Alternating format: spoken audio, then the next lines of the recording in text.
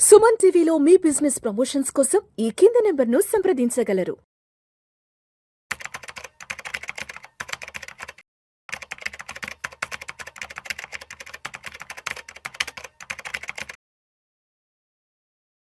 Sir నమస్తే sir. నమస్తే అండి.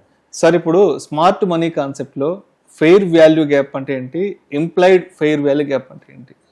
సో ఈ fair value gaps, implied fair value gaps అనేవి కూడా ఏంటంటే ఒక రకంగా చెప్పాలి అంటే ఇండైరెక్ట్ వాల్యూమ్ ఇండికేటర్స్ లాంటివి అనమాట. సో మనకి ఫెయిర్ వాల్యూ గ్యాప్ అనేది మనం ఎలా ఐడెంటిఫై చేస్తామంటే ఫస్ట్ క్యాండిల్కి థర్డ్ క్యాండిల్కి మధ్యలో గ్యాప్ని ఐడెంటిఫై చేస్తాం. అంటే ఫస్ట్ క్యాండిల్ యొక్క హైకి థర్డ్ క్యాండిల్ యొక్క లోకి మధ్యలో ఒక గ్యాప్ ఐడెంటిఫై చేస్తాం. ఆ గ్యాప్లో కేవలం సెకండ్ క్యాండిల్ యొక్క బాడీ మాత్రమే ఉంటుంది. దాన్ని ఫెయిర్ వాల్యూ గ్యాప్ అంటారు. ఇది మనకి బయింగ్ సైడ్ వస్తే బుల్లిష్ ఫెయిర్ వాల్యూ గ్యాప్, అదే సెల్లింగ్ సైడ్ వస్తే bearish fair value gap. So ఈ బుల్లిష్ ఫెయిర్ వాల్యూ గ్యాప్ కానీ బేరిష్ ఫెయిర్ వాల్యూ గ్యాప్ కానీ వచ్చినప్పుడు ట్రేడర్ అర్థం చేసుకునేది ఏంటి అంటే ఇక్కడ మ్యాక్సిమం బయింగ్ లేదా మ్యాక్సిమం సెల్లింగ్ జరిగింది. సో నెక్స్ట్ ప్రైస్ మూవ్మెంట్ అనేది ఒక మంచి మూవ్మెంట్ రాబోతుంది, ఐదర్ బయింగ్ సైడ్ కానీ లేదా సెల్లింగ్ సైడ్ కానీ.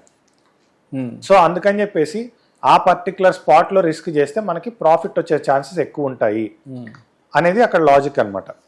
సో ఒకవేళ ఈ ఫెయిర్ వాల్యూ గ్యాప్ అనేది వచ్చిన తర్వాత ఆ ఫెయిర్ వాల్యూ గ్యాప్ అనేది ఫెయిల్ అయింది అనుకోండి, ఫెయిల్ అయ్యి మార్కెట్ ఆపోజిట్ డైరెక్షన్లో వెళ్తే దాన్ని ఇన్వర్టెడ్ ఫెయిర్ వాల్యూ గ్యాప్ అంటారు. అంటే అది ఫెయిల్ అయ్యి మార్కెట్ రివర్స్ అయింది కాబట్టి ఎక్కడైతే ఫెయిర్ వాల్యూ గ్యాప్ని వీడు ఐడెంటిఫై చేశాడో, for example buying fair value గ్యాప్ని ఐడెంటిఫై చేశాడు, అది ఫెయిల్ అయింది. ఫెయిల్ అయిన తర్వాత వాడు దాన్ని ఎలా మార్క్ చేసుకుంటాడు అంటే అదే సెల్లింగ్ ఫెయిర్ వాల్యూ గ్యాప్గా మార్క్ చేసుకుని ఆపోజిట్ డైరెక్షన్లో ట్రేడ్ తీసుకుంటాడు. దీన్ని ఇన్వర్టెడ్ ఫెయిర్ వాల్యూ గ్యాప్ అంటారు. కానీ ఇంప్లాయిడ్ ఫెయిర్ వాల్యూ గ్యాప్ అనేది డిఫరెంట్. మీరు అడిగిన ఫెయిర్ వాల్యూ గ్యాప్కి ఇంప్లాయిడ్ ఫెయిర్ వాల్యూ గ్యాప్కి డిఫరెన్స్ ఉంది, కానీ మధ్యలో ఇన్వర్టెడ్ ఫెయిర్ వాల్యూ గ్యాప్ కూడా ఉంటుంది. ఇన్వర్టెడ్ ఫెయిర్ వాల్యూ గ్యాప్ అంటే ఫెయిర్ వాల్యూ గ్యాప్ అనేది ఎక్కడైతే ఫెయిల్ అవుతుందో అక్కడ వచ్చేదాన్ని ఇన్వర్టెడ్ ఫెయిర్ వాల్యూ గ్యాప్ అంటారు. ఇంప్లాయిడ్ ఫెయిర్ వాల్యూ గ్యాప్ అంటే ఏంటంటే మనకి same fair value gap concept లానే ఉంటుంది. ఫస్ట్ క్యాండిల్కి థర్డ్ క్యాండిల్కి మధ్యలో గ్యాప్ ఉంటుంది, అది కూడా సేమ్ అలానే ఉంటుంది. కాకపోతే ఫెయిర్ వాల్యూ గ్యాప్లో మనం విక్స్ని కన్సిడర్ చేయం, క్యాండిల్లో వచ్చే విక్స్ని కన్సిడర్ చేయం. ఇంప్లాయిడ్ ఫెయిర్ వాల్యూ గ్యాప్లో ఏంటంటే క్యాండిల్లో విక్స్ ఉన్నా సరే మనకి సెకండ్ క్యాండిల్ అనేది ఫస్ట్ క్యాండిల్కి థర్డ్ క్యాండిల్కి మధ్యలో ఉందా లేదా, సెకండ్ క్యాండిల్ యొక్క బాడీ కంప్లీట్గా ఫస్ట్ క్యాండిల్కి థర్డ్ క్యాండిల్కి మధ్యలో ఉందా లేదా అన్నది కంపేర్ చేస్తారు. విక్స్ ఉన్నా నో ప్రాబ్లం, దాన్ని ఇంప్లాయిడ్ ఫెయిర్ వాల్యూ గ్యాప్ అంటారు.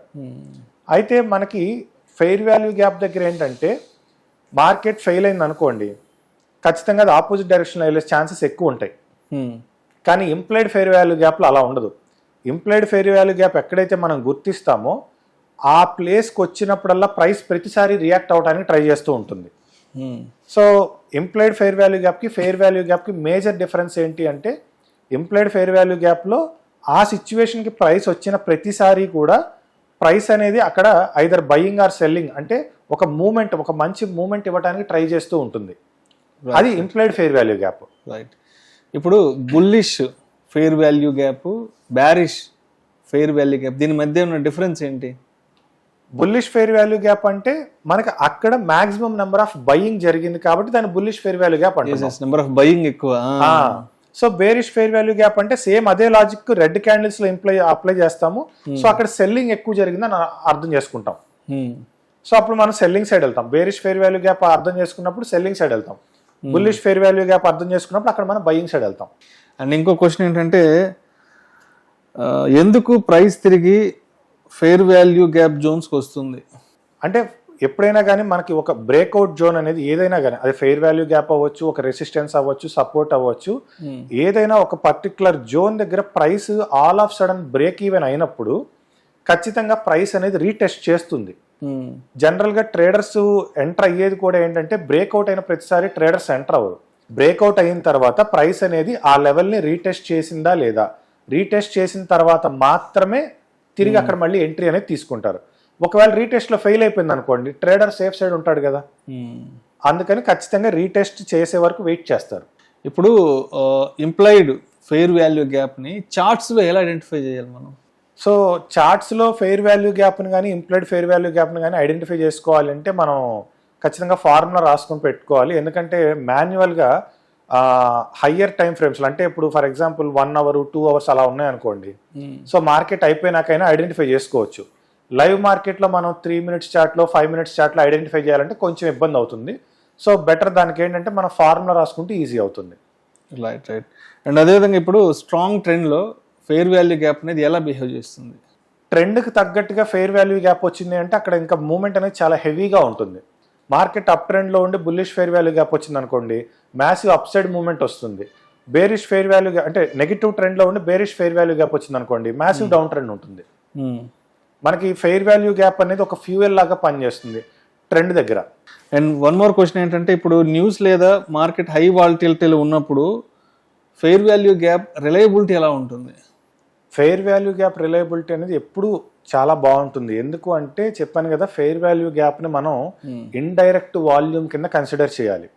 ఎందుకంటే మనకి స్పెసిఫిక్గా ఆ పదంలోనే వాల్యూ గ్యాప్, సో ఒక గ్యాప్ క్రియేట్ అవుతుంది, ఆ గ్యాప్ ఒక వాల్యూ ఉంది. సో ఎందుకు మనం దాన్ని అంత ఇంపార్టెన్స్ ఇస్తున్నాము అంటే ఆ గ్యాప్ క్రియేట్ అవ్వడానికి గల కారణం ఏంటి అంటే అక్కడ మేజర్ బయింగ్ లేదా మేజర్ సెల్లింగ్ జరిగిందని. సో మీరు అన్నట్టు న్యూస్ వచ్చింది అనుకోండి, ఖచ్చితంగా గ్యాప్ క్రియేట్ అవుతుంది. అవును. సో ఆ గ్యాప్ క్రియేట్ అయినప్పుడే అర్థం చేసుకుంటాడు ఇక్కడ ఎవరో స్ట్రాంగ్ బయింగ్ స్ట్రాంగ్ సెల్లింగ్ చేశారు అని చెప్పేసి. సో స్మార్ట్ మనీ కాన్సెప్ట్స్ లో ది బెస్ట్ కాన్సెప్ట్ మనకి ఫెయిర్ వాల్యూ గ్యాప్, దాని తర్వాత లిక్విడిటీ స్వీప్, ఈ రెండు కూడా most important. Right sir. Thank you sir, thank you so much Lalitendranath garu. Fair value gap గురించి అదేవిధంగా ఇంప్లాయిడ్ ఫెయిర్ వాల్యూ గ్యాప్ గురించి చాలా చక్కగా తెలియజేస్తే థ్యాంక్ యూ సో మచ్ అండి. Thank you.